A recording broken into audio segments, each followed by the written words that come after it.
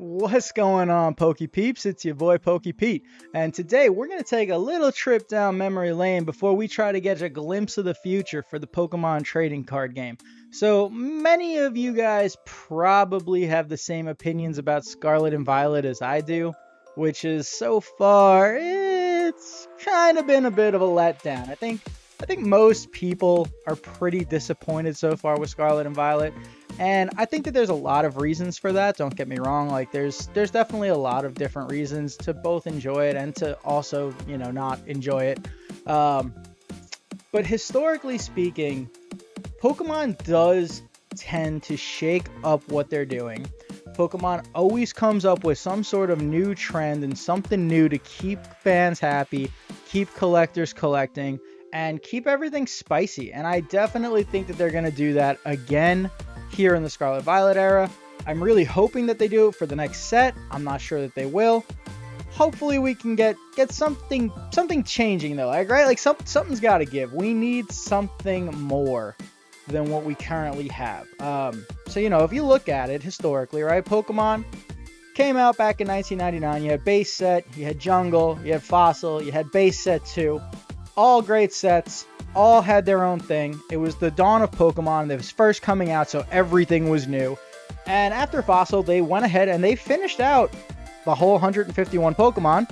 So instead of just printing more and more copies of the same cards, what did they do? They switched it up. They added something new. They brought in Dark types with Team Rocket. They brought in the Gym Heroes, the Gym Challenge set, where you could actually collect a gym leader's Pokemon. It had the faces of the gym leader on the bottom of the card. It was a different twist that they put on it, right? We advanced to the Neo set. We get a new batch of Pokemon coming out. We get a new set of cards. Once we get that new set of cards, then it's time for a twist. And what twist did we get in the Neo series? We got the Shinings. And the Shinings are some of the most iconic, arguably, some would argue the best cards in the TCG. I think they're top 3 for sure. But yeah, we got the Shinings, which is great. We move on from the Shinings, we move on from the Neo era, we go into the E-Reader era. No new Pokemon are out just yet, but we still need to shake it up, so they make it so you can scan the Pokemon cards and make them play with the Game Boy. Super, super cool, super great concept, and right after the first set of that, what do? They introduced the Crystal types, which are super, super rare. My personal favorite cards of all time, and it's another new type of card that they introduce after something is done, right? And they've done this all throughout Pokemon. We're not going to sit here and go through every era of Pokemon, but they have done this throughout time and time again. You've got subsets like the Arceus subset.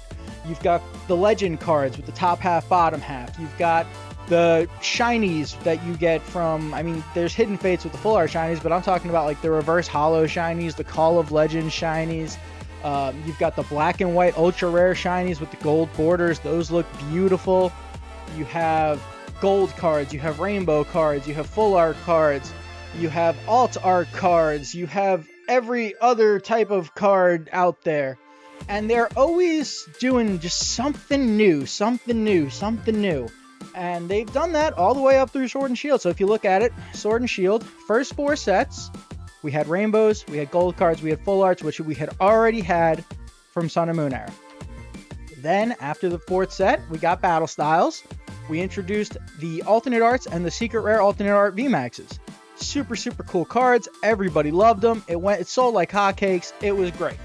They kept that up for 4 sets, and then they kept alternate arts, but instead of the alternate art VMAXs, they took those away, and they gave us the Trainer Gallery. Another way to just keep spicing it up, right? We got something new. And right now in Scarlet and Violet base, we don't really have anything new. What do we have? We still have gold cards.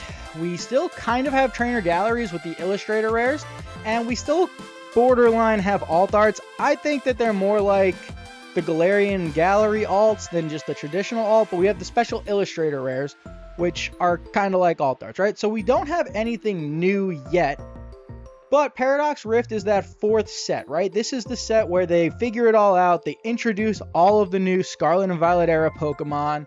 They introduce all the new playable cards so the player base can still play the TCG with rotation. And we don't have that new gimmick yet, right?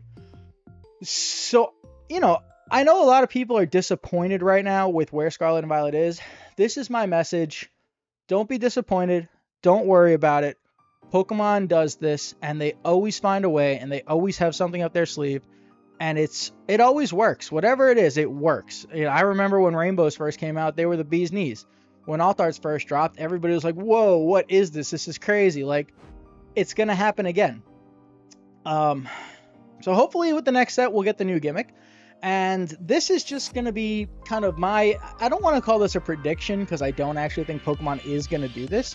But this is how I think Pokemon could really spice up the TCG and really get me wanting to open packs again. Because honestly, guys, Scarlet and Violet's here.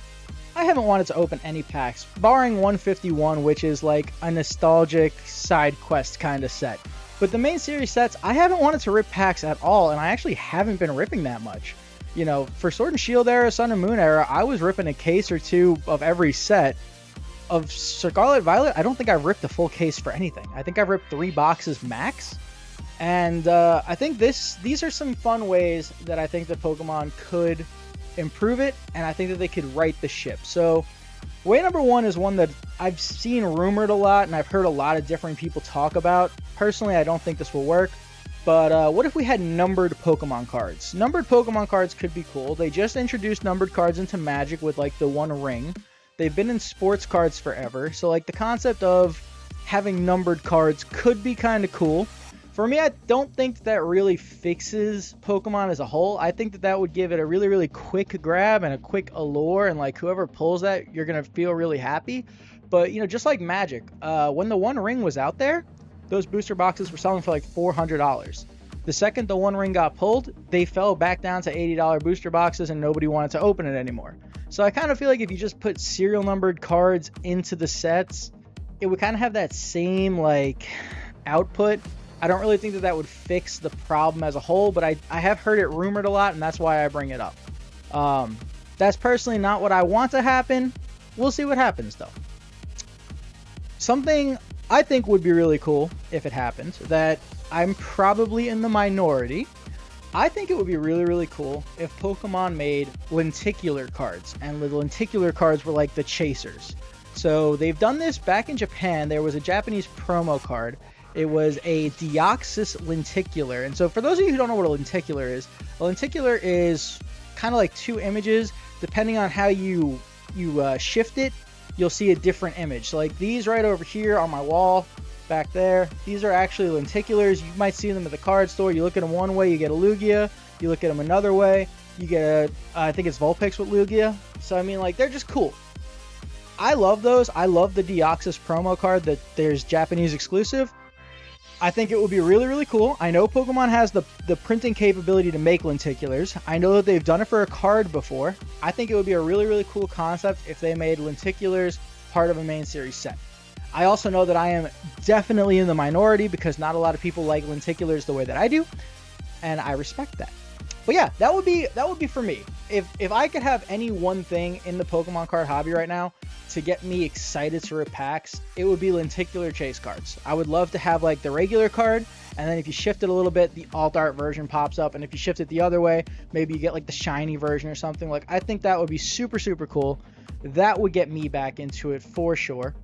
Let me know in the comments below what would get you guys back into Pokemon. So I was having this discussion with my friend, and he made a good point. Like, we were both kind of like talking about it, and I think we were both kind of coming to the same conclusion and getting to like the same point. But another really cool concept that I think would get everybody, myself included, my friends, you guys back at home would probably love this too.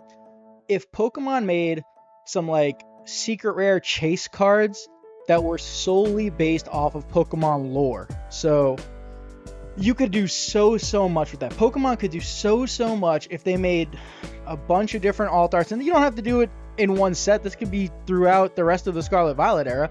We could have, we'll call them lore cards, okay? And they would just be cards based off of like the games, based off of like the TV shows, the movies, Pokemon history, stuff like that. So like we could have cards with like the Squirtle squad, and it could be, you know, a really dope Squirtle squad card. We could get cards like a Crystal Onyx from the Days in the Orange Islands, or like a Pink Rhyhorn from the pink Pokemon invasion. We could get a Dragonite as tall as a lighthouse, or like the gigantic Pokemon island. You could get the ancient Jigglypuff and Gengar from that one episode with all the ancient markings on them. Like, that would be super, super dope. There's so many ways that you could go. A Charizard standing in the water by the Charcific Valley, or like, we can even get more lore to that too, right? Like, they can make a card and have an extra text box with it explaining like what did Ash's Charizard go through at the Charcific Valley. We could get a card of a Cubone, a brand new Cubone without the skull on, next to its dead mother, and we could finally know what it is. Is it a Kangaskhan? Is it a Charizard? Like, what is Cubone's mom? We can finally learn this. Like, Pokemon could go so many ways. They could go with costume Pokemon. They could do, you know, Ash Greninja. They could do Ash Hat Primeape. They could do the Lucario. There's so many different concepts and different styles that I think that people would absolutely eat up and people would absolutely love. I know personally, I would absolutely love it if we had cards based on the lore of Pokemon. If we had like hand-drawn cards that were so closely related to like the show and like the history and the games and everything about it. I think that would be super cool. I know my friends think that would be super cool. Pokemon, maybe this is what you should do. Maybe you guys should make like some lore cards. Just, you know, spitballing. But anyways, but yeah, guys, those are just like a couple of the ideas that I think that Pokemon could go. Again, I don't really think that Pokemon's going to do this, but I do think that Pokemon is going to do something, because historically, they've always done something. And so if you're a little frustrated right now with where Scarlet and Violet is, and you're a little bit stale, and you're a little bit tired of pulling packs, and you're just not interested, and you're a little bit worried about the hobby possibly dying off, especially since we're in a buyer's market too, like that definitely doesn't help. But if you guys have any concerns, I would not have them at all. I truly believe that Pokemon is going to bounce back. They're going to figure it out like they always do. And they've got something fun in store for us. I'm almost positive that they've got something in store for us. So let me know in the comments below. Do you guys think lore cards would be cool? Is anybody hyped for lenticulars, or is that just a me thing? And what would you guys do if you guys could do anything? If you could introduce any type of thing at all to get you excited about collecting cards again? What would it be and why? Let's have a discussion on it. Let's try to figure it out. Let's come up with a lot of fun ideas together. And hey, maybe let's get this to Pokemon so they can see all of your guys' ideas in the comments. They can see what we, the fans, want. And maybe, just maybe, on a hope and a dream and a prayer, they'll do it. I mean, that would be cool. I would love to see it. That would be really cool. I mean, like, Crystal Onyx, baby. I don't think I've wanted a card more than that. I want them to bring back Crystal types just to make me a Crystal Onyx, because I think that would be the absolute coolest card. But alright guys, that's all we got for today. Let me know in the comments below how you would spice up the Pokemon trading card game.